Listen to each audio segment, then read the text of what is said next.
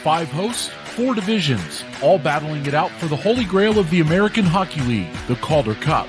This is the Holy GrAHL podcast. Here are your hosts, Jeremy Paul, Zach Power, Andrew Rinaldi, Corey Swartz, and Deana Weinheimer.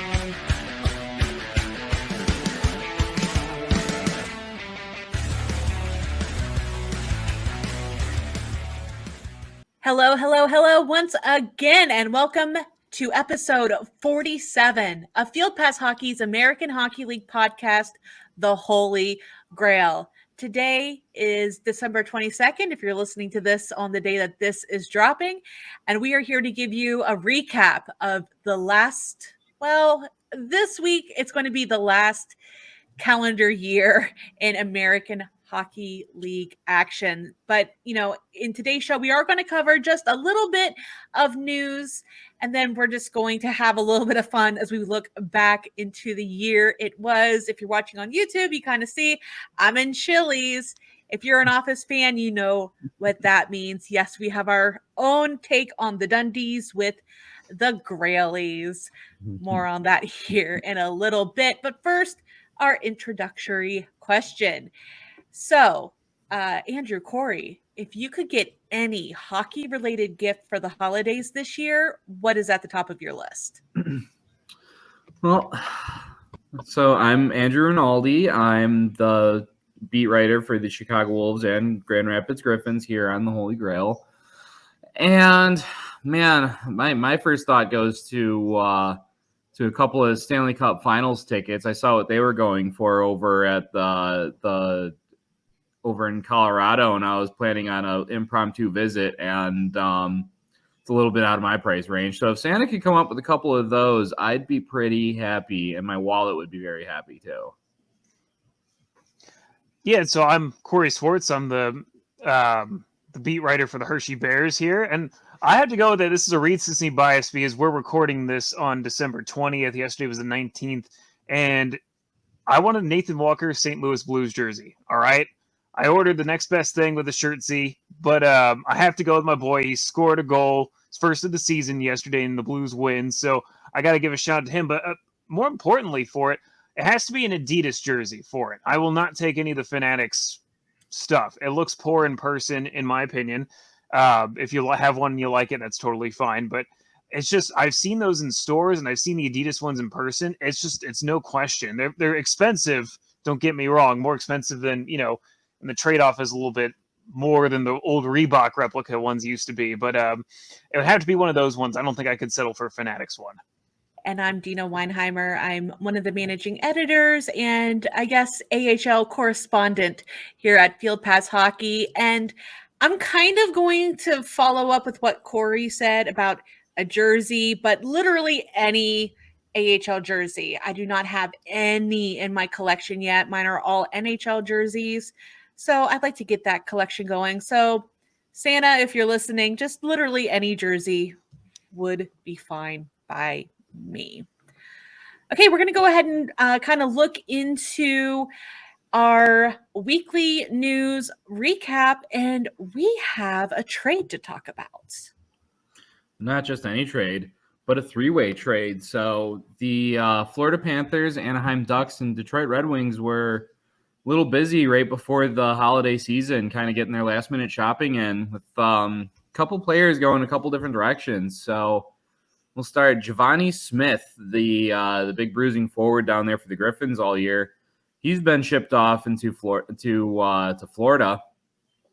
Going over to the West Coast in Anaheim is Charlotte Checkers defenseman Michael Del Zotto.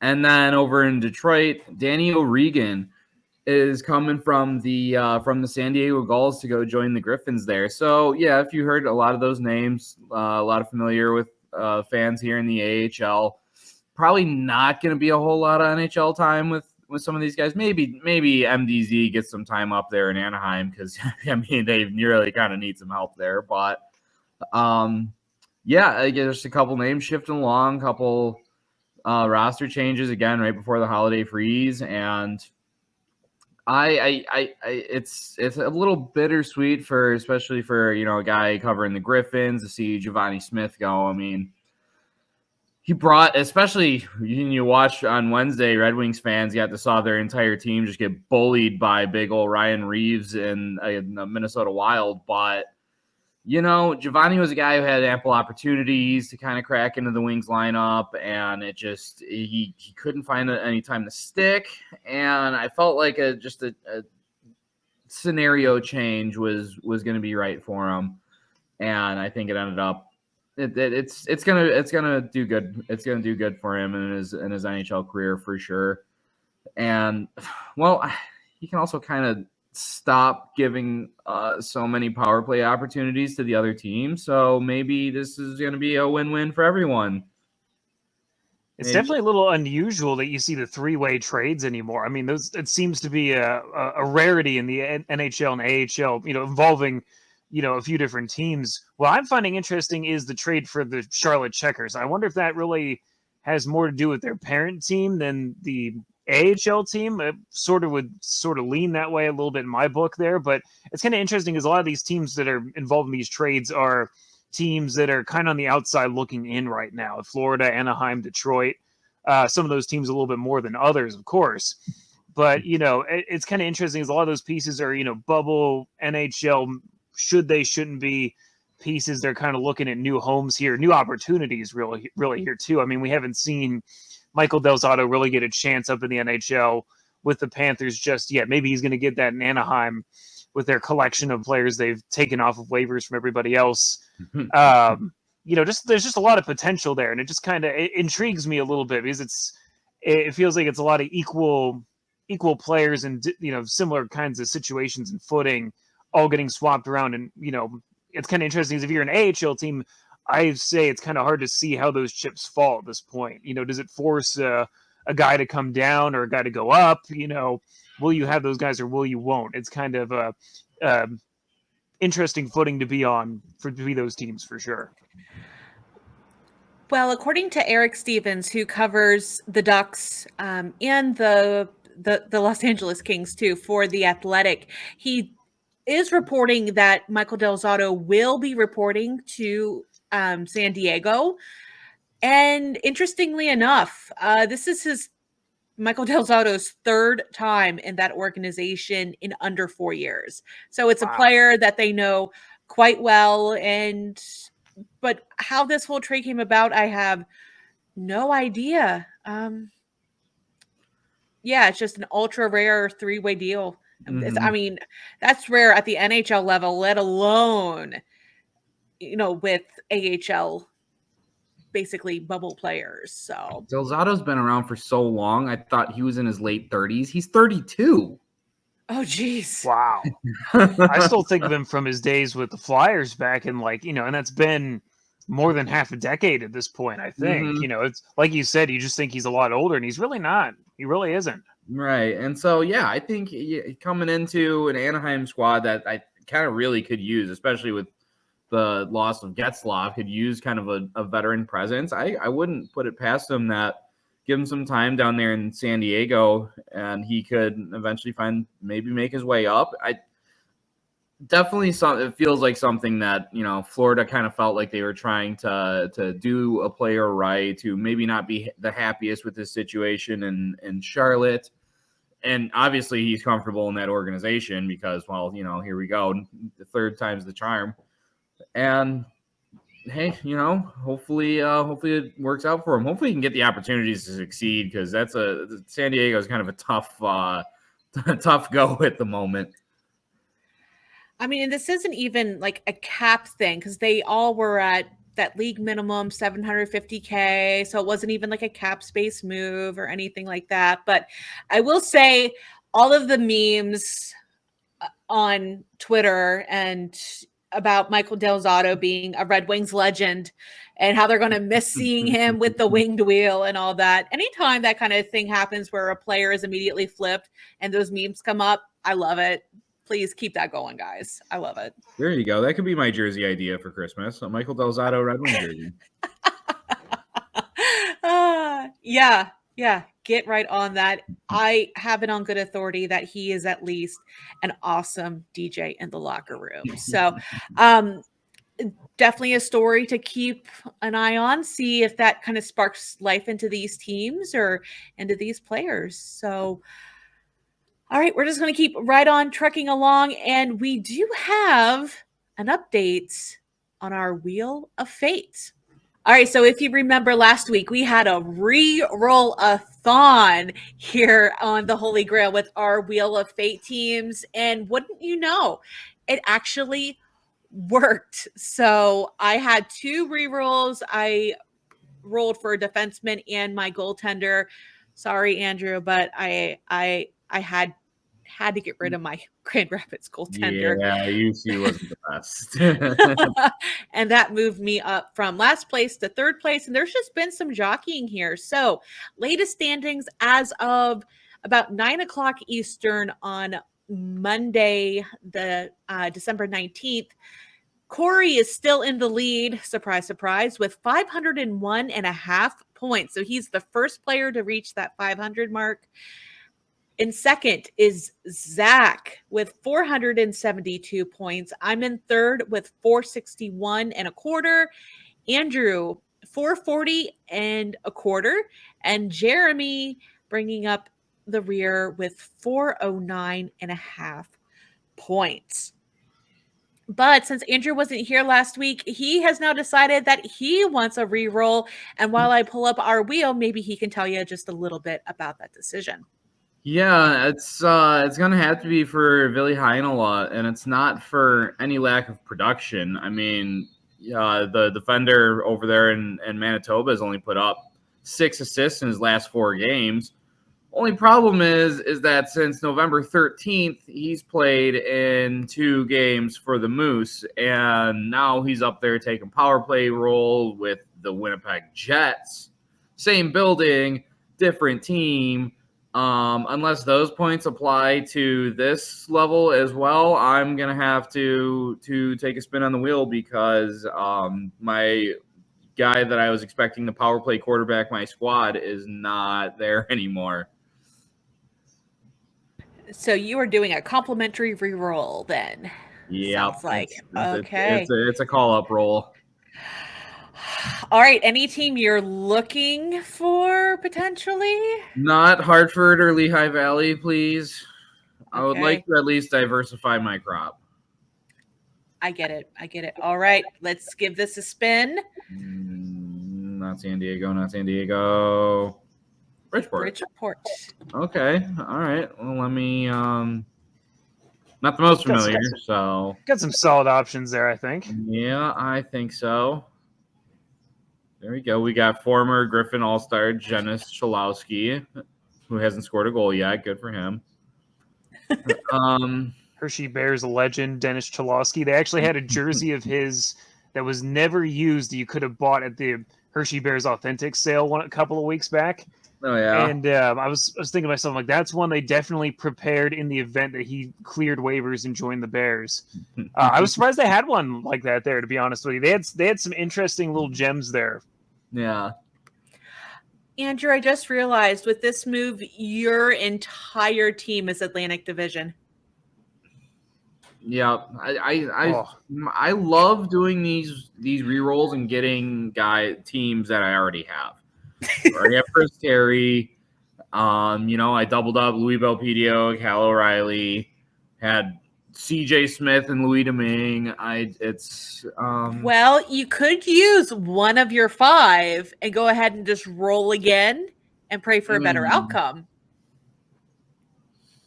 Wait, so you already have Chris Terry on your team? Yeah. Yes. Oh, okay. Yeah. I don't know, man. There's a couple of good picks on there. I'd be willing to gamble on just as an Atlantic Division guy myself. I'm looking here, and Sammy Bolduc is tied for 3rd on team scoring from the blue line. That -6 is gonna really hurt you, though. Yeah, he's but could also go the other way, and they could score more goals. They could be.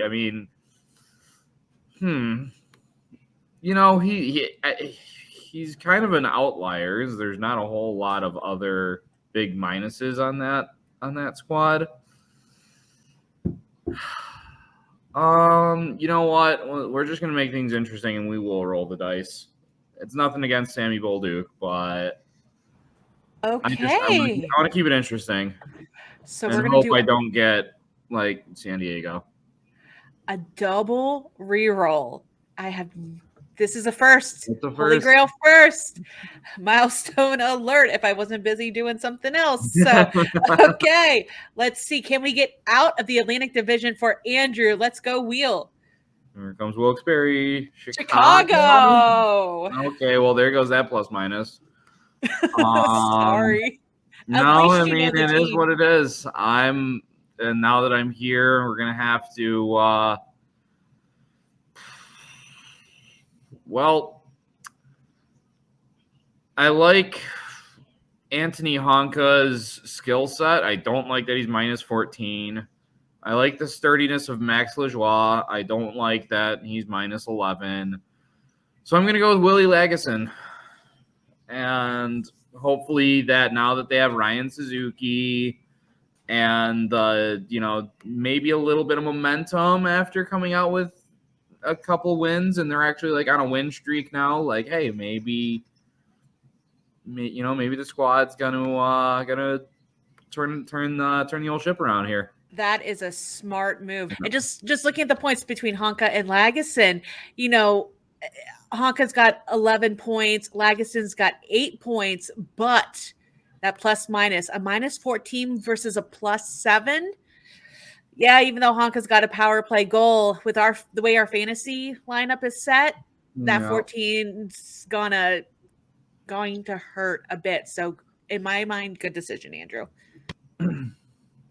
Yeah, but he doesn't have nearly as many points as Sammy Bolduc, and I'm kind of like, I think Bridgeport's going to be scoring a bit more than Chicago, but hey, we'll see.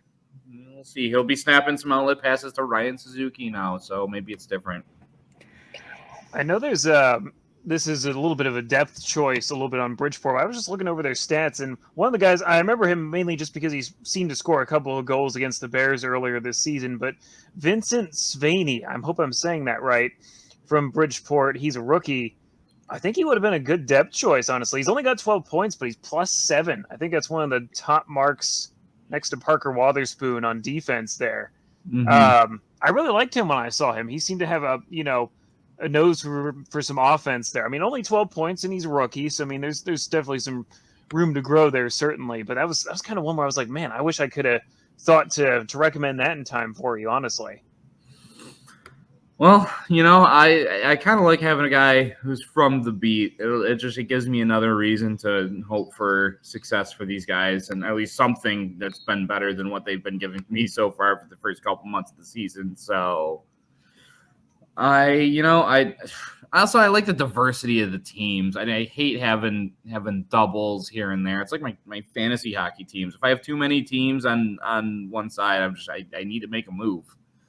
So, having 2 Phantoms and 2 Islanders, it just wasn't going to sit well for me. So I not the best pick in Lagesson, but we're going to have to press on. Well, with your updated roster, have 433 and a quarter points. Still good for 4th, but you did drop 7 points. But yeah, at least I'll be getting points. Yes, exactly. Exactly. A temporary setback, but like you said, you will be getting points. So in the end, you'll come out on the good side, I'm sure. Now that we got that out of the way, it's time to look back as we discuss the AHL year in review. In this, we're just going to have an open discussion here, talk about everything, or at least the big stories in the American Hockey League over the last year. And I think just right off the top, we got to talk about yet another year without an All-Star Classic. Yeah, that was tough, especially, I would have seen a lot of Wolves in there for sure, at least Potsy and Nason. And, the rest might have been debatable, but It's I mean, we felt like we were kind of trending in the right direction. The beginning of the season and everything was kind of like, we were sitting there waiting with bated breath, like, okay, it seems like we're kind of feeling like we're going back to normal.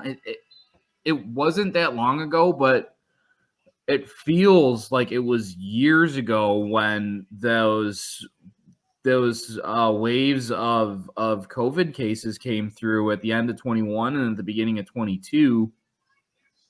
That just, it felt like, oh no, here we go again. And had a couple postponements.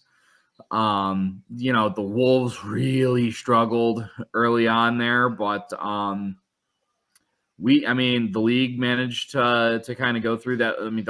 The All-Star game was the only real big casualty to come out of it. There wasn't any like mass cancellations of games or anything that I was like, I didn't want to, be all doom and gloom about it, but in the back of your head, you're like, what's going on? What's going to happen here? So even though we kind of had the equivalent of some beer league goalies being thrown in there for the Wolves, they performed well, they played well, and luckily everyone got healthy. And by even before season's end, it kind of felt like it was already a season or two in the rearview mirror, even though it was just a couple months away. Yeah, it really seems like, and we were going to talk about, COVID still being a thing in 2022, but I guess it kind of lumps all in with this. It really seemed like the bulk of it kind of got out of the system at this time last year. I remember when the Monsters at one point, I had talked to somebody in their camp, and basically the entire team, about 17 people at one point, were down with it towards the middle to end of December. And they had some games that were canceled or postponed. And that's when they started their down slide into the bottom of their North Division. And unfortunately, that's what, 2 years in a row that there wasn't an All-Star game. But good news, the All-Star game is officially a go for Laval here in a little over a month. So we all have that to look forward to, and just keep it tuned here to Field Pass Hockey, because we're going to have, knock on wood, if everything goes good, we're going to have a team up there in Laval bringing you coverage live. So, but yeah, it is interesting because, like, to me, I always kind of get tripped up with the years, because it feels like 2020, it almost felt like we really didn't have hockey. Obviously, we did. We had basically 2 months and some change on it, basically, before everything really got canned. And it's kind of weird to just remember that the All-Star game, the last one we had, was really thrown into there in some ways, over, and I guess that was in Ontario, if I'm not mistaken. Home of the rain and all that stuff. But it's kind of odd to consider. And like you guys said, like this time last year, I know the Bears had just come off of that big old COVID pause for 2 weeks. It felt like an eternity. They were playing with varying degrees of their normal roster, and there's a lot of guys that were just stepping up, and at certain points you were just sort of like, wow, I'm at least just grateful we're playing hockey and we're still allowed to go to the games. And we were just trying to make it through at that point with the way restrictions were and stuff. Like, of course, with it being up in Canada, it's a little more so in a sense. It was just too hard to really imagine. So it was kind of, it's kind of nice that we're, making it through. I know, when we hit Black Friday and beyond, a lot of Bears fans were crossing their fingers in a sense to hope that it wouldn't happen again, type of thing. And it hasn't. And it's been, much better. It's been more, flu related stuff than anything, honestly. So it's good to be a little bit beyond it and be able to say, hey, we got this All-Star game coming up, and doesn't look like there should be any reason that it won't happen this year. And then we're going to turn right into, I guess this is a little bit more of a deep topic, which we have talked, unfortunately, way too much about. But, there were some scandals this year involving American Hockey League teams. We continue to hear more about the civil lawsuit being filed against the Pittsburgh Penguins. Wilkes-Barre Scranton Penguins against, and also former AHL coach Clark Donatelli about some sexual assault allegations on Aaron Scaldi. So there was that to talk about. And then, of course, here lately, we talked about a former, I believe, athletic trainer or a former staff member, I guess we could say for certain, with the Bakersfield Condors and how all of that came about. And just in the hockey world in general, a lot of victims came out this year, and it kind of put it kind of put a really important focus on hockey culture in general. Yeah, I mean, it's nothing obviously you want to see that, and I've spoken at length of how disheartened it's made me to read stories like this and the resulting fallout. But I think as I look back on the year, to kind of try and put as positive a spin on it as I possibly can, is that and you got to assume that incidents like this happened in years past and it was just kind of swept under the rug, or wasn't even was deemed not even worthy to talk about, or the victims not have the courage to speak up, and if they did, they're just brushed to the side. Whereas now, yes, there's a lot of cases and it feels overwhelming, and it feels that like there's this crushing thing at your chest every time you talk about it. But the fact that it's even being discussed and being talked about and brought up in the open, and we're having this discussion about how we change things, how we change the culture, how we create these spaces where you're not in any danger of having yourself being violated in any sort of way. At least that's an improvement, I guess. Like, I don't want to be like, oh well, it's tough to put to think of a positive spin on such an awful situation. But at the end of the day, it's all about how we can be better and how we go forward doing right by the people that were done wrong in the past.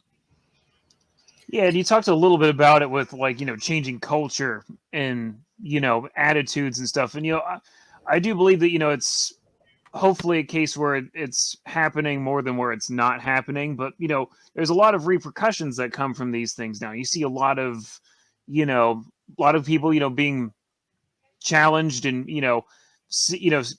players are now seeing how it happens when it goes when it comes out, and how society is right now. I'm trying to think of the right way to approach the words for this, and it's all that sort of stuff. It's a little tough, but that you have to the players today, if that thing's going on, or if it happened when they were in juniors or wherever, that it's got to change. It's got to start when these guys are young kids type of thing, because we've seen a lot of different cases where it starts back then. Now these guys are pros, and seemingly it takes a lot for folks to learn a lesson that that they desperately need to in a lot of ways. And whether it's listen, like, everybody has a little bit of a different upbringing, everybody has different circumstances, there's a lot of differences there, but when you're playing hockey, that's got to be a day one type of thing, where it's a culture and it's an expectation.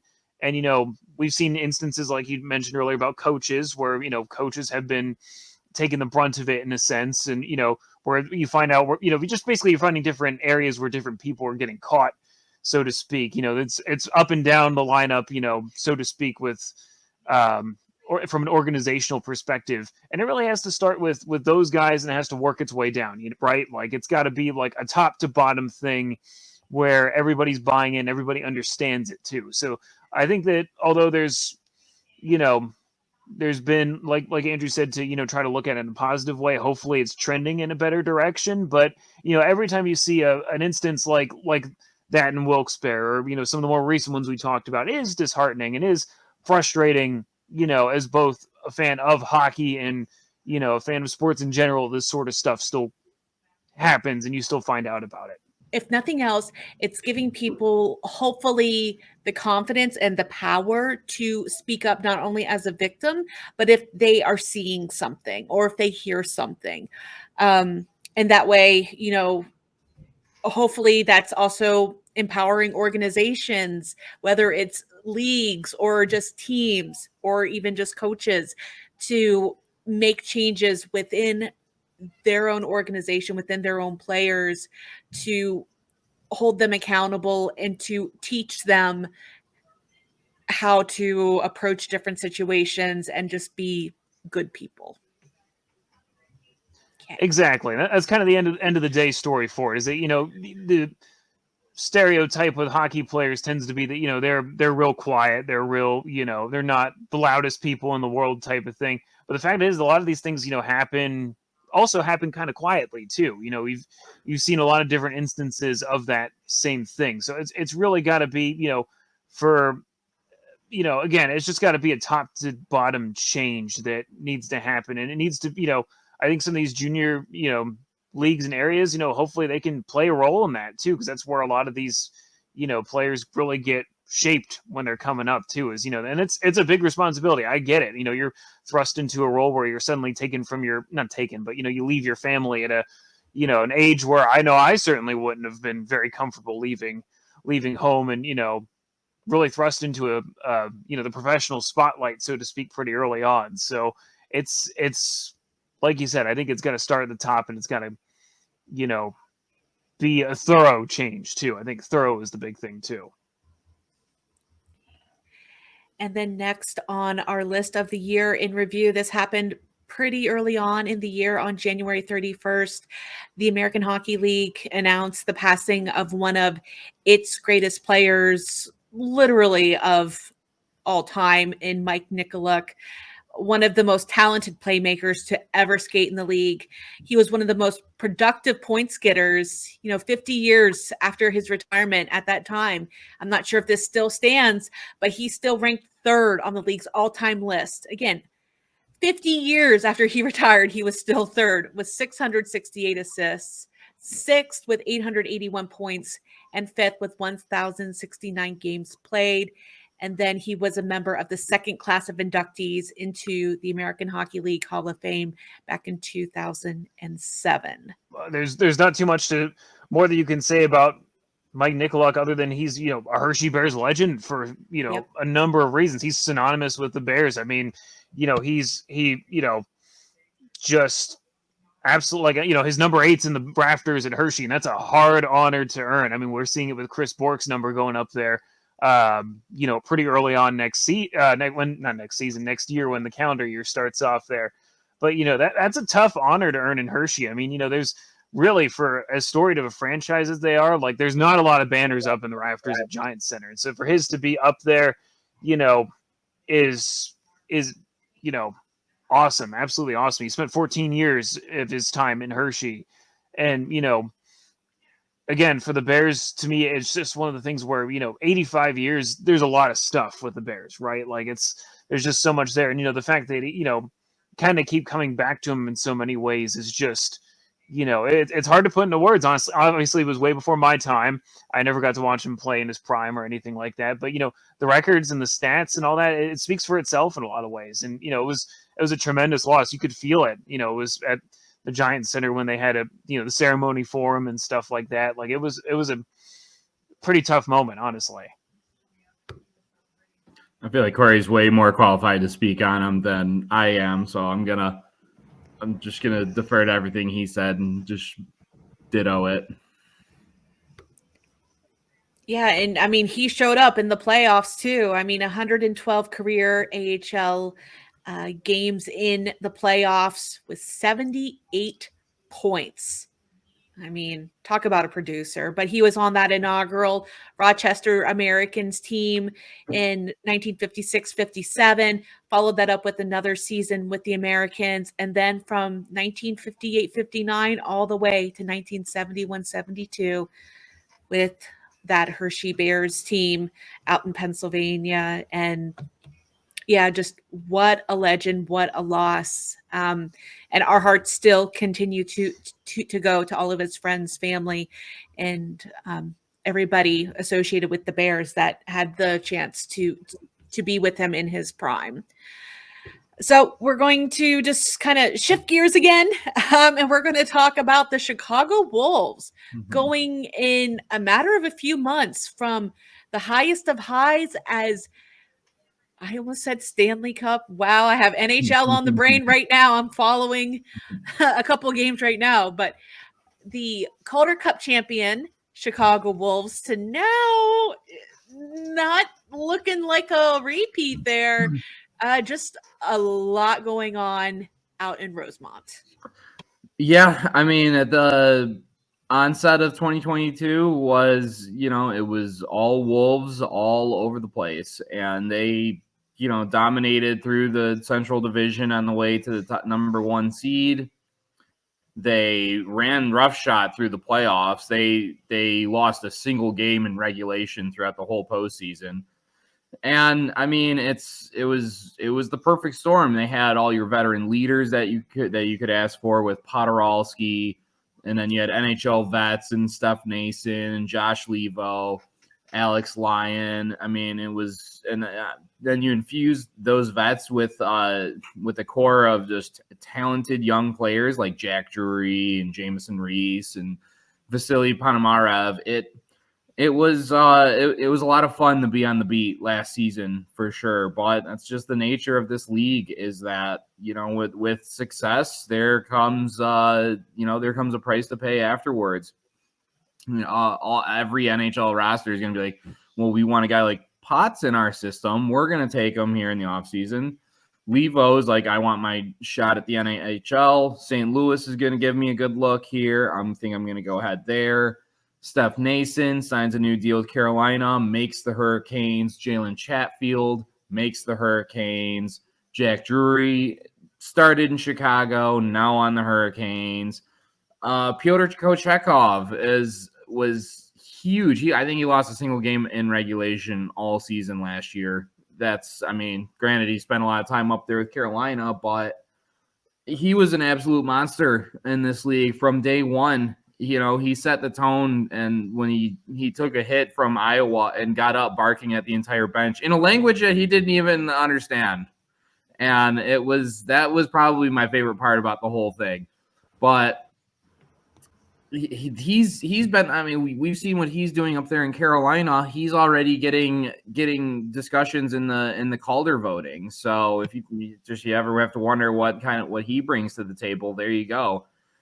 And when you lose just that volume of talent, experience, I didn't even mention the fact that, oh yeah, their head coach, he's gone too. And so you have a new young coach who's coming in, kind of learning the game, along with a lot of young players that are coming in and learning the pro game here at this level. And it's a trial by fire, man. There's nothing easy for, like, okay, well, you're going to kind of get your feet wet. It's like, no, here you go. Here's, the Iowa Wild coming at you on the forecheck, and you have to learn on the fly, basically. And if you can't tell, the Wolves, they're going through their growing pains right now. And it's a little different being on the beat this year than it was last year, but I'm still here. I'm still talking about them. I'll still pump their tires as much as I can, and I will. They've won 2 in a row. But yeah, that's like I said, that's suffering from success. That's the Chicago Wolves. And it's impressive. You talk about, they're suffering from success. I mean, obviously the train didn't come to the station in Chicago with the Carolina organization right away. I mean, this is them kind of parlaying their success from the last time we could have playoffs with the, Charlotte Checkers kind of coming over there. Just a lot of those pieces kind of came from over on that side. And looking at it from the opposite side of the spectrum with, following the Thunderbirds all the way up to their run to the Calder Cup finals, you could tell that the Wolves were just an absolutely different beast to the Thunderbirds to handle that. They weren't ready for it in a lot of ways. I mean, you give the Thunderbirds a lot of credit. They're suffering from the same kind of, almost championship hangover to a degree this season. Some of their guys are hurt, some got promoted. It's been a mixed bag so far.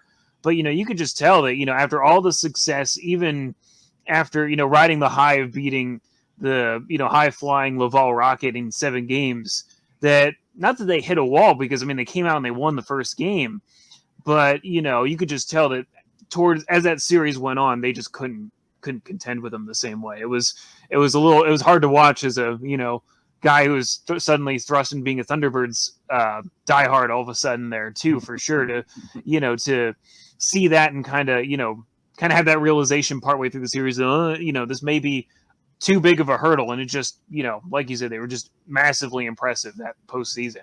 I don't think I've ever seen anything like the Chicago Wolves over the entire course of the 2021-22 season. And then, of course, that postseason was just one for the ages in my mind. Yeah, the series with Stockton is always going to go down for me. That might be my, if you're going to give me the calendar year of games to pick from, that, you had the overtime game 1 and Jamison Reese's electric winner. In game 2, you had Josh Levo scoring with 17 seconds left. Game 3, Alex Lyons shutout. And then they turn around and Stockton wins 2 games of their own in dramatic overtime. So now as it's 0-0 heading into the third period, you're thinking in your head, oh man, are they about to force game 7? And then it's Ivan Lodniel was one of the most unsung heroes of that team. And he's been injured all season and hasn't had a chance to contribute to the lineup, and that's been really unfortunate for him. But that was just an incredible series of hockey. Even when Chicago's up 3-0, there was just such a paper thin margin between the Wolves and the Heat, and which was why I was so big on the Wranglers wagon. And I still am big on the Wranglers wagon to win this year, because losing Matthew Phillips, okay, but they're kind of still just rolling along. They still got Dustin Wolf. They still have the makings of that team that went toe to toe, punch for punch with the Wolves in that Western Conference final. So that was. I had a bit of nerves in that series, but it was a lot of fun. I was glad to just be a part of it. I was trying to think of a good transition to go into this next point, and I'm coming up with nothing. So we'll just go ahead and say it. You were talking about that Stockton series. Well, they did have, or the fans used that as their official goodbye to the Stockton Heat, as the Calgary Flames moved their AHL affiliate from California up to Calgary. Now both the Flames and the Calgary Wranglers, I almost said Calgary Heat because that was suspected for so long, but the Calgary Wranglers not only sharing a province, but they share a city and an arena. Mm-hmm. And just a note from Zach Power here. He wants to know, can we leave that Stockton ice in 2022? Thank you. I agree. Yes, I wholeheartedly agree on that one. That looked painful to watch. I don't know what it was like to skate on. But yeah, it's it's kind of again, kind of one of those bittersweet things, because the fans in Stockton, they didn't really, it's just the nature of the business and the nature of the beast here. And it's another thing about COVID. I think a lot of teams really sought having their affiliates right next door, or even in-house, as we see here in Calgary and in Winnipeg. Vancouver had theirs thousands of miles away in Utica and New York, and now it's right down the road in Abbotsford. And now you're seeing, Stockton moving over to Calgary. It's no fault of the fans or anything in Stockton, no matter how bad your ice is. You brought the passion, and it was great. It's just, I think it's just the way that this league has been evolving here. And I was always wondering, is Bakersfield going to be the next one? Because they're another one of those California teams, but you have an affiliate that's across the border. And again, that was such a big deal during COVID, but now that things have, maybe kind of normalized a little bit, maybe, I mean, they just, it's a different situation, different, different feelings, different way of going about it. So probably not, but that was always kind of in the back of my mind. And it's tough for Stockton. I believe they had an ECHL team in there before the Heat came in, right? Or am I just making stuff up on the podcast? Either way, and now if there's an empty feeling in the arena. Maybe they will fill it up with another team, but it's probably going to be a long 2023 in Stockton, California. Yeah, and it's kind of a shame because when I think of Stockton, I usually think of like, kind of what happened with the Manchester Monarchs, right? Where they were, around for, a good few years there. And, I can't remember the exact amount of time they were there. It felt like forever, to be honest with you. And, they at least went out on top before they, had to pack their bags and head across the country more or less to, become the Ontario Reign. And it is a shame. I'm not sure what Manchester has right now in terms of a hockey team. I know they were trying to, court a couple of different teams or leagues to, kind of fill the void. And it's sad.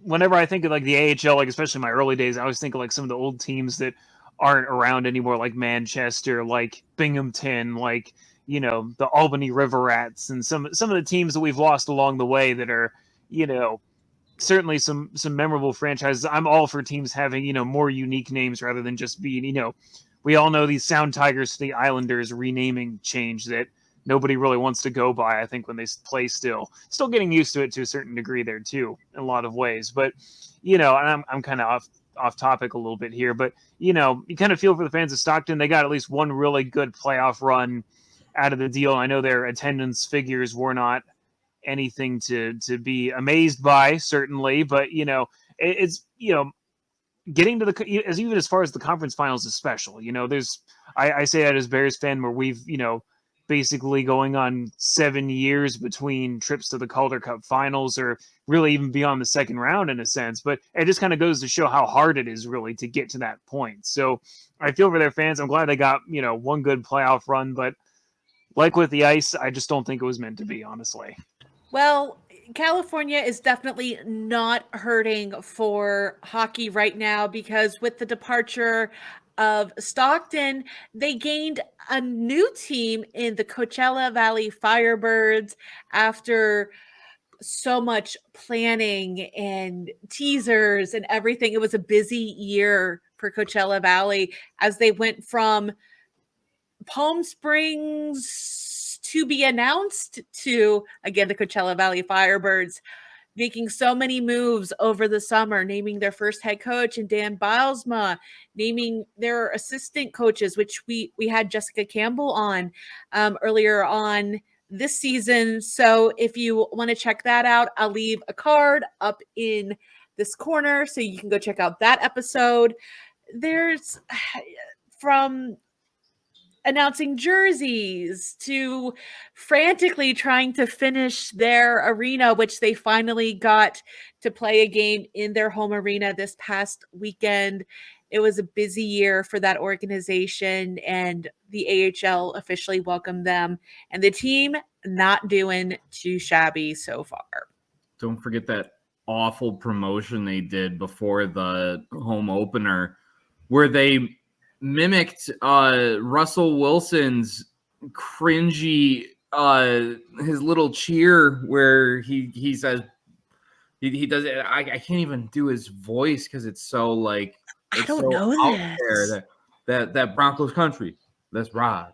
And then they did the same thing for the Firebirds, and I was like, okay, like maybe if Denver was successful this year in the NFL, like that's one way to go about it. Have you looked at what has been going on with that team? I don't know if that's the team that you want to emulate, even if it is a giant hilarious meme on the internet. It's just like I was watching it and I was like, no, Potsy, no, don't do that. I missed this. I swear I thought I shared it on the Discord, and I was like, what are you doing? Yeah, I don't remember seeing this either, honestly. Oh, man. This is it just sounds cringe, but I kind of need to see this as I frantically scroll Yeah, through. I might have just put it in the AHL general. As you can tell, we have quite a few different chats that we are all involved in. Mm-hmm. And a lot of memes are shared. A lot of posts are shared. Okay, here it is. Let me see if I can't pull it up here on the podcast. I am fascinated. Firebirds country, let's fly. Let's fly. Fly. That little point at the end. Yeah. So if you go back to that tweet quickly, just for one quick second, there's one more part of that whole thing that just makes it a complete disaster. Oh no! Yes. Oh no! I see You it. see the hashtag? That hashtag is for an NBA team. It's for That's the for the Charlotte Hornets. Oof. So, Oh no! it's not even the right corresponding sport that's been hashtagged on there. It was just, we're gonna let it slide because they're the new kids on the block, and they're learning their way around. But that was a tough tweet to look at. We will give them a pass We'll give them on a pass. this because they are new. Yes, They're the babies. It's okay. everybody gets one. I can't get over that. I mean, at least the colors work. Wait, no. With the parent club, it does.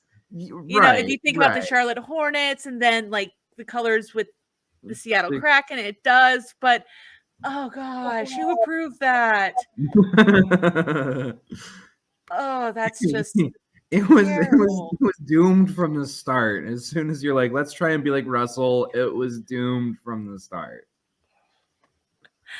Well, we're going to kind of keep on with that color scheme there with the greens and the blues. And we're going to stay in California as we move to San Jose, who got a new tank for this season. They're moving out of the home.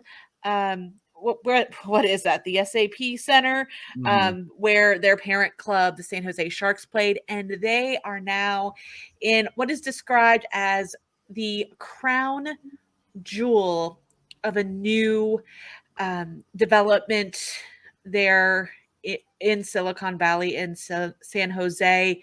And they have a brand new state-of-the-art arena, only 4,200 seats though, but Tech CU Arena is open and San Jose Sharks have a new home. And San Jose Barracuda have a new home. And the San Jose Barracuda have a new home. Broncos country, let's ride. Charlotte Hornets, let's fly. Yeah, it's. I think there with it was definitely needed. I think they kind of needed to get out of the shadow of their. They just need to get out of the shadow of last season. I mean, sheesh, the way that they ended that year. Oh Lord, I don't know. I think that was probably the biggest losing streak of the 2022 calendar year, if I had to guess, right off the top of my head. But I think they're at least competitive this year. They have their own new barn. It looks beautiful. The team looks better. They have one of my favorite goalies in the league now because Carolina said we have too many goalies. We got to trade them. Yep, that's shout out to your fantasy team there, Deana. And it's and hey, Jalen Smerrick just played his 10th game for the Barracuda the other night. So I'm not saying anything, but I think he might be here to stay. I'm not calling it right now, but I think he might be here to stay. Honestly, good for him though. Absolutely. Working his way back from the Phoenix.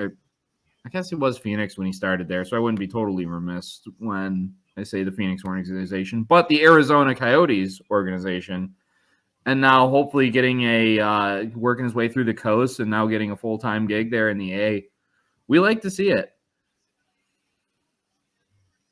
And then I'll leave. If you want to listen to our interview with him, hey, we're just hitting all of the up-and-comers here. There will be a card up in the corner again for that that interview. So we're going to talk about a single affiliation change, I think, that happened this calendar year. Charlotte was a dual affiliate with the Florida Panthers and the Seattle Kraken, and then with the forming of the Coachella Valley Firebirds and them officially beginning play, that dual affiliation ended, sending a few top players out to Coachella Valley and just staying within the Seattle Kraken organization.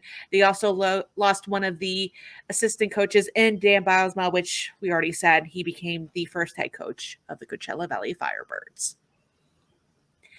And then we had some big names this season too, or we've also had some big names in this calendar year that have retired. Rich Clune, just within the last day or two, Andrew Hammond announced his retirement, and Cody McLeod also retired earlier on this year. So just legendary names in the game, in the league for one reason or another, but still big names. We'd also be remiss to not mention Matt Molson's official retirement coming at the end of last season too. Former Bears captain, still a little pretty bittersweet. I mean, he did a ceremonial puck drop earlier this season. He's been around Hershey, I think, a little bit more because of his son's travel team and, some other things there. But it was a little bittersweet. It was kind of a shame that basically throughout his entire tenure, the Bears really didn't get to contend for a Calder Cup, kind of like they would have wanted to, I think. So, I mean, it was a little bittersweet, as that was all 3 years of his tenure really impacted by that. I really should say the third season was, when he had to have his ultimately career-ending back surgery. Technically, it was the tail end of last year, but, it was very sad to, kind of see that go by the wayside. A little bit of an era passing in Hershey over the couple of seasons there, for sure. But there are some players that are still kicking around, and this season I keep saying this season, and this year there were just so many PTOs from once dominant or at least regular NHLers, just to name a few. Alex Galchenyuk, Artem Anisimov, Eric Stahl, Justin Abdelkader, come on, Ben Harper, Corey Conacher, Brandon Davidson, Devontae Smith-Pelly, Jason Demers, all playing on PTO contracts at some point during late 2021 going into 2022 or sometime throughout this calendar year. And a few of them, riding those into full 1-year contracts. Eric Stahl wrote it into an NHL contract. So it's crazy seeing the names that were on here. It was really fascinating around that time of the Olympics to see. I mean, I got the chance to interview Abdelkader as he's coming through the Griffins for a couple of games to kind of get in shape for that Olympic run over there, which didn't end quite so well for the Americans as I tried to manifest it. I'm sorry. I'm full red, white, and blue-blooded, but it was incredible seeing Eric Stahl going ham with the Iowa Wild for a couple of games there. And of course it was against Chicago because why wouldn't it be? But I mean, even now, I had the chance to interview Alex Chason with Grand Rapids Griffins. After 600 NHL games, he's on a PTO with the Griffins, trying to fight his way back into making it back up into the big leagues. And so when you see a lot of these guys that sign these deals, I know the easy reaction is to be like, "Oh, he's washed," Look at Eric Stahl is he's got to be near 40, right? If not, he's up there. And so for him to kind of take that PTO, play those couple games, and then turn it into an NHL contract, and then again playing with another one of his brothers, one of the 6 stalls that are out in the world today. This isn't the end of the road that everyone might seem to think that it is. Like, just because he's just got to try out in the EA, like he's done. Like, no, this could be just the beginning for a lot of these guys. Eric Stahl's my age. He's 38. Well, I didn't mean to. I was trying to more go after him, not go after you, Deana. I'm sorry. I always I didn't take it as that at all. I always think it's funny whenever people talk about, they're so old, when they talk about athletes that are in their like mid to late 30s. And I'm just thinking, like, it's not really that old, but I get it. So yeah, I don't take it as a slight or whatever. So all right, now that we looked in the year that was in the American Hockey League, it is time now to unveil our end of year awards with the GrAHLies. We're just going to pick have a little bit of fun here. Basically, as one of our AHL editors, Deana McFerrin, put, Field Pass Hockey presents You're Gonna Feel God in this Chili's tonight. Hence why I have the Chili's background. We're just going to have a little bit of fun with this. But I guess I'm going to go ahead and lead this off. So first, and this is kind of an award that Zach Power brought up. Unfortunately, he and Jeremy couldn't be with us tonight as we round off this year in review. You know, it's close to the holidays. They're traveling. They're busy. I totally get it. Hey everyone, Deana checking in as I'm editing this. I have a quick correction to make for our first GrAHLie, where I talk about awarding it to the San Jose Barracuda for a not so stellar plus minus here in 2022. I apologize, but that actually goes to the San Diego Gulls, not the Barracuda. I got the San part right, but botched the rest of it. So my apologies. I guess if you're going to give me a GrAHLie, it's going to be, well, she's still an editor, but she sometimes needs fact checking herself. So thanks so much for listening to the podcast. Let's get back to the show. The first GrAHLie is the We Did Way Too Much Math, and boy, these aren't good numbers award. And you might have guessed it. It's going to go to the San Jose Barracuda. When looking at plus minus, last season, the team was a combined minus 154. So far this season, their plus minus is a minus 203. And it's December. Only one player. Wait, is that real? I'm trusting Zach's numbers. Worse already than it was last year? Is that real? Zach said only one player has a positive plus minus. None Axel of them Anderson holds down the fort with a plus 8.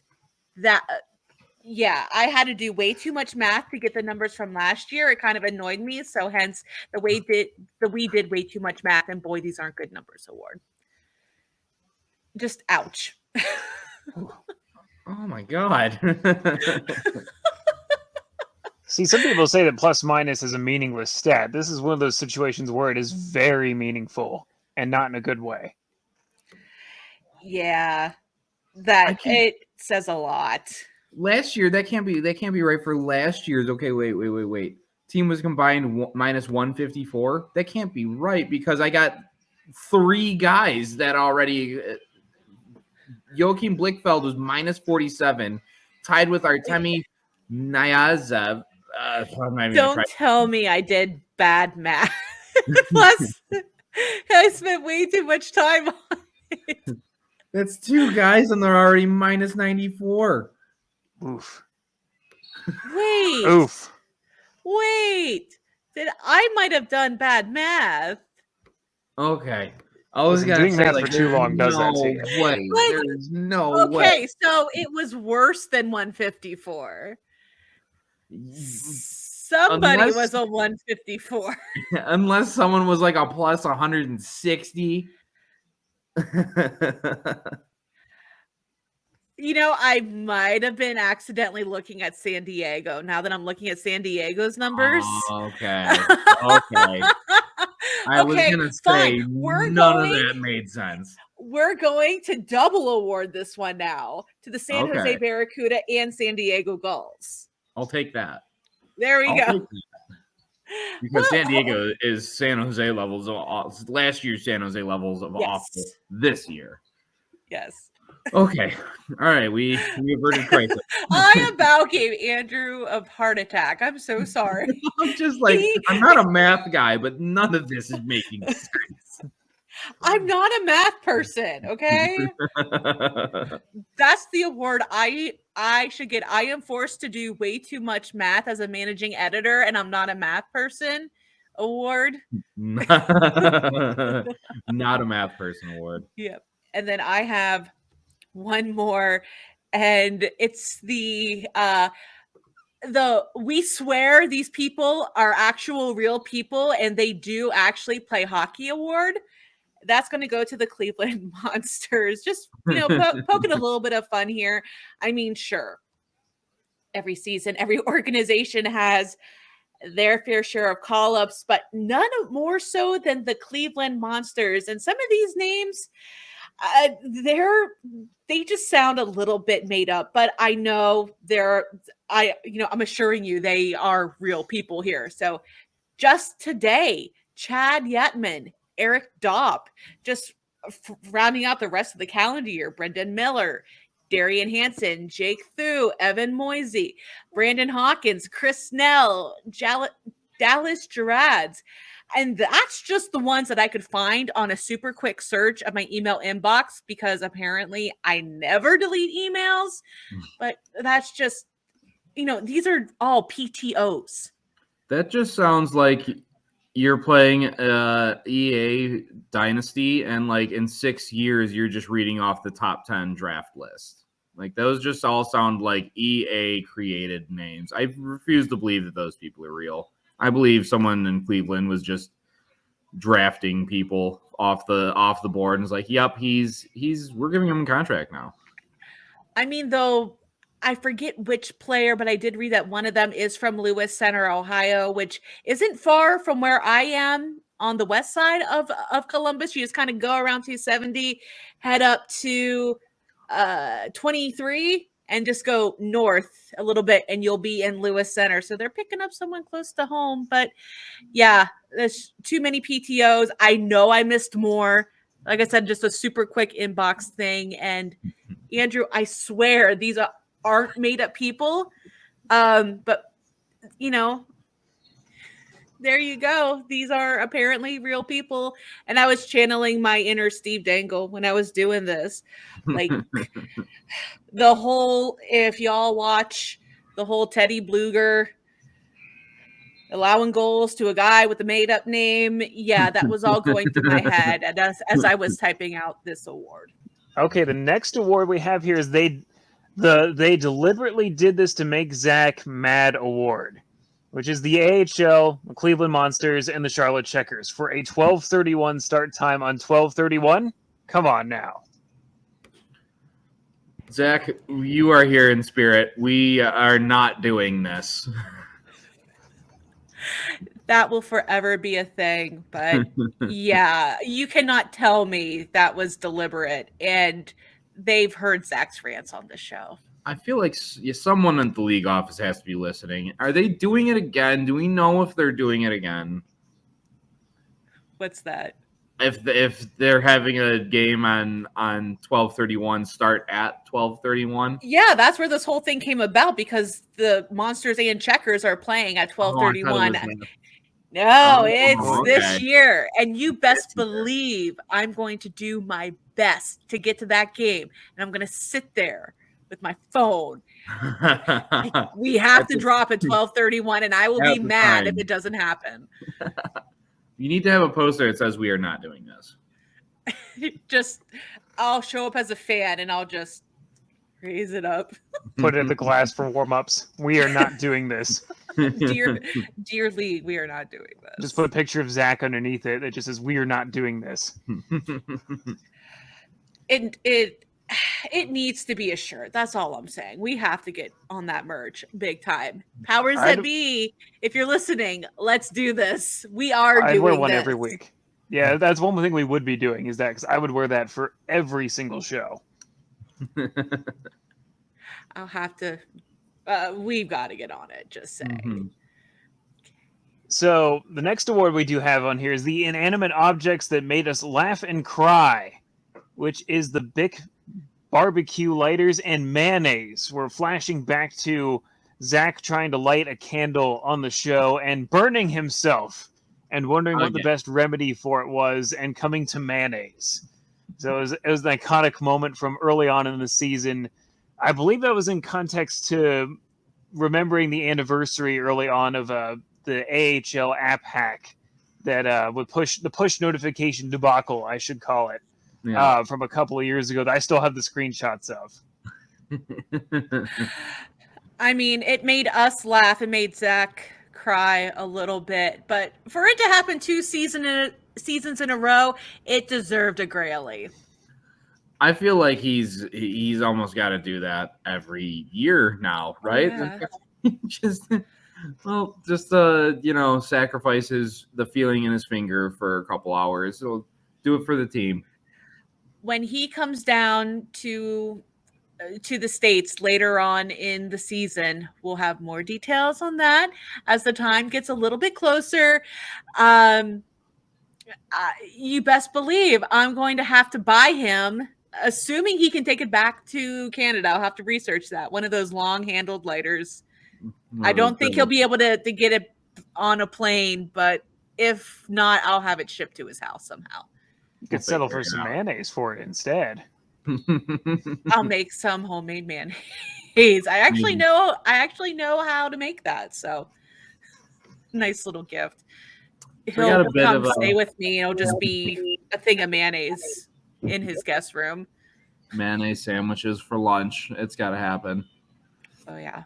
So I got a bit of a GrAHLie here for us, and it's for I would say our best and most precious Swedish Meatball award, and that's got to go to Jonathan Berggren. And even though his podcast appearance here was technically in 2021, but the carryover interviews that him and I had all season long in 2022, along with just the incredible hockey that he's laid out ahead of us, and him just being a general nice guy in general, and now being a fixture on the Detroit Red Wings attack, who is probably never going to be seen again here in Grand Rapids. Well, no Meatball deserves any bigger award than you, Jonathan.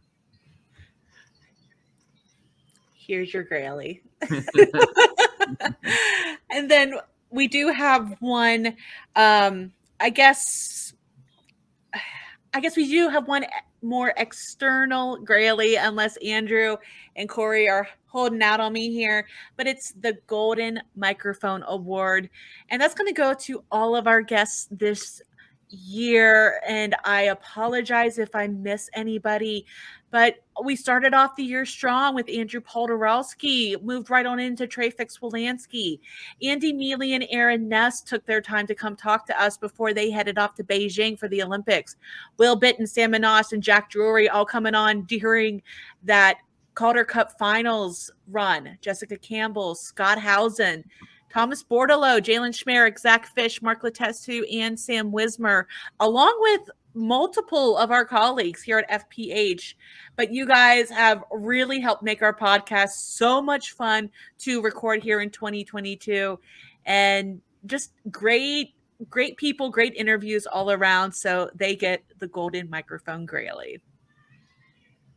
Well deserved, each and every one of them. I love having our guests on, no matter what corner of the sport that they come from. And it just helps kind of, diversify our pod. You don't have to hear my voice or Zach's voice or Jeremy's voice all the time. It's, it's good to get that insight. And, this thing isn't possible with all of them coming on and agreeing for a quick minute of their time. And I just want to say to each and every one of them, I appreciate them all. And maybe 2023 we can have a couple of returnees. I'm looking at you, Patsy. But yeah, we're gonna start from this year, and it was a blast. Oh, we got to get him on before he gets that call up. Justice for Potts. And then the guys don't know it, but I do have some internal GrAHLies here for my 4 co-hosts, and I'm just going to go in alphabetical order. So, of course, Andrew always leading us off, and I'm giving him the walking encyclopedia GrAHLie, covering 2 B teams. He is such an expert on that Central Division, and there's been so many times where we just start talking about something random, and Andrew has an answer or something right there, or you see him with agony on his face, just going, I should know this. And then usually he ends up getting it anyway. So he's our walking encyclopedia. Moving on to Corey, I'm awarding the new kid on the block GrAHLie. He came in just last season, in the playoffs, comes in, just as a guest to talk Atlantic Division. We turned that into a full-time gig for him on the podcast. And in my mind, amazing addition. So you get the new kid on the block, GrAHLie. I enjoyed, their music. So it's no slight on the name or anything. It's all good there. And then for Jeremy, he's getting the Nomad GrAHLie. This man has recorded in so many different cities this season, from his home in Grand Rapids to at least one city in Ohio. I believe he was in Chicago once. He was in Washington, D.C. I don't think any of us have recorded in as many different locations as Jeremy, not to mention his own office at work. So yeah, Jeremy's our nomad, so he gets that GrAHLie. And then I have the Trendsetter GrAHLie for our very own Zach Power. You've seen the banners. You've heard us yell, we are doing this, we are not doing this. And of course, we already talked about the Bic lighters and the mayonnaise. He's just come up with so many different things that are now just kind of part of lore here at the Holy GrAHL. A true trendsetter. Plus, he always looks so nice when he comes on here. He's always got his tie going. In November, he has his poppy on. Just a trendsetter. All right, and with the GrAHLies handed out for the calendar year of 2022, we have one final bonus round. And Andrew, take us home. All right, so this was inspired by one of my beats. Kind of. So today, the Griffins announced that Sebastian Cosa would be joining the team after a stint down in the coast with the Toledo Walleye. Now, I was first introduced to Sebastian Cosa during the Traverse City Prospects Tournament in 2021, and my first reaction was, holy shnikes, this guy is really, really tall. And I think it's been on the trend for goalies lately to be really, really tall. And we see a lot of really tall goalies. I'm looking at you, Ben Bishop. But there is one mountain that rules them all. And I'm going to start off with a wild trivia guess, but he's kind of a ghost. So then I'll ask for a team afterwards. Do you guys know who the tallest goalie in the AHL was? I wouldn't even know where to start. You're talking currently or all time? All time. All time. Wow. And what did you say while Corey you can was start in the Atlantic Division? All-time goalies in the Atlantic Division. Yeah, that doesn't narrow it down for me at all. Well, if you can, I was gonna say if you can nail the team, but I mean that quite narrows it down. So if you'll give me a height, then we 7'1". I was gonna go more modest to be like 6'7" or something like that. 6'7" or 6'8". So I will say back in 2012, 2013, and going all the way over to 2015, there was a goalie in the New York Rangers system, first of the Connecticut Whale, then of the Hartford Wolfpack, and his name was Jason Mission, who is spelled Missiaen. I wasn't sure how to pronounce it until I saw a video, and I was like, wait, Mission? That's it? But Mission Impossible stood at 6'8" before he got on his skates. He was a very tall boy. But that just goes to show you, just being tall doesn't really quite cut it, because if that was the case, I assume he'd be well on his way to a Hall of Fame career. But I looked it up here and there. There's a lot of 6'7". There's a lot of 6'7", but no one kind of quite got just little that extra inch up. Jason was the only one to get his ups in, and so yeah, I guess technically by the rules of things, Corey's going to be starting our 23 bonus round off. He did say 6'7" or 6'8", and 6'8". I'll give it to Corey. Good job. Good job. That's one of the weird things about those. Like, I feel like that's like, oh man, that's a tough question though, because it's like, a lot of goalies are 6 foot. That's why I went with 6'8", because I'm like, I've seen a lot of 6'7", but I'm like, has anybody really been like Zdeno Chara height type of thing? Like, I not that I could think of. It's odd because that's in my division, and like over time that I've watched the Bears, play the Connecticut Whale / Hartford Wolfpack. I think those are the teams you said, right? Yeah. Okay. That does not come to mind at all, honestly. Yeah. So there was a couple of real interesting trivia bits about Mission.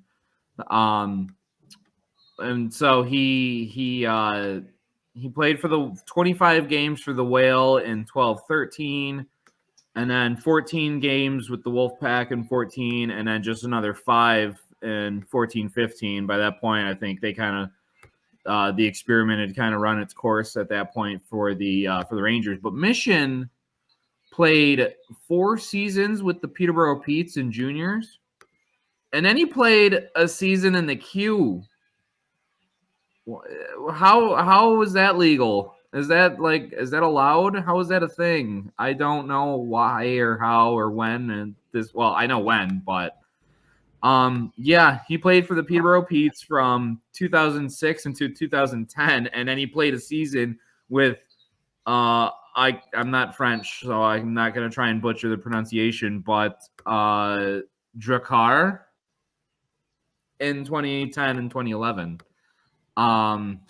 Very, very odd situation, but he was really tall probably in juniors, and so there's a really tall goalie in 2 junior leagues.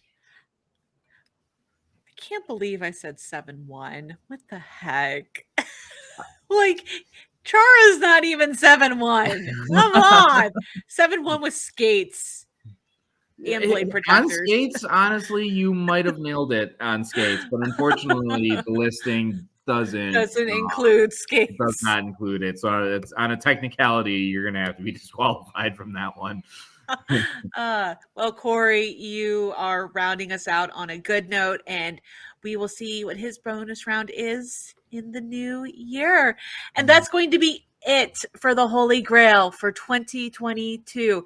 Next week, we are going to be taking a break as we enjoy the holiday season and rest up for what's going to be an incredibly busy back half of the season with, and like we said, in early February, we got the All-Star Classic. We have tons of games. We have an outdoor classic happening in Cleveland for the AHL, and of course all the playoffs again within another expanded playoff format. 2023 is going to be busy, so we're going to use that week to rest up and get ready for that, to bring it all to you guys. But in the meantime, if you would like to see or hear more of us, please subscribe to us on our YouTube channel or wherever you listen to your favorite podcasts. Also follow us on Twitter at the Holy GrAHL. You know how it goes, GrAHL, or download the Field Pass Hockey app. You can check out Field Pass Hockey's other podcasts, Inside the SPHL with James Hayes.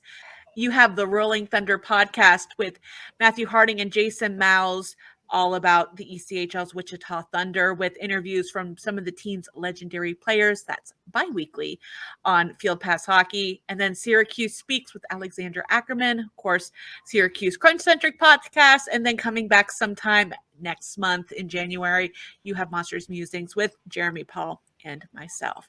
On behalf of all of us here at the Holy GrAHL, we hope you have a wonderful holiday season. Be safe this New Year's, and we'll see you all in January.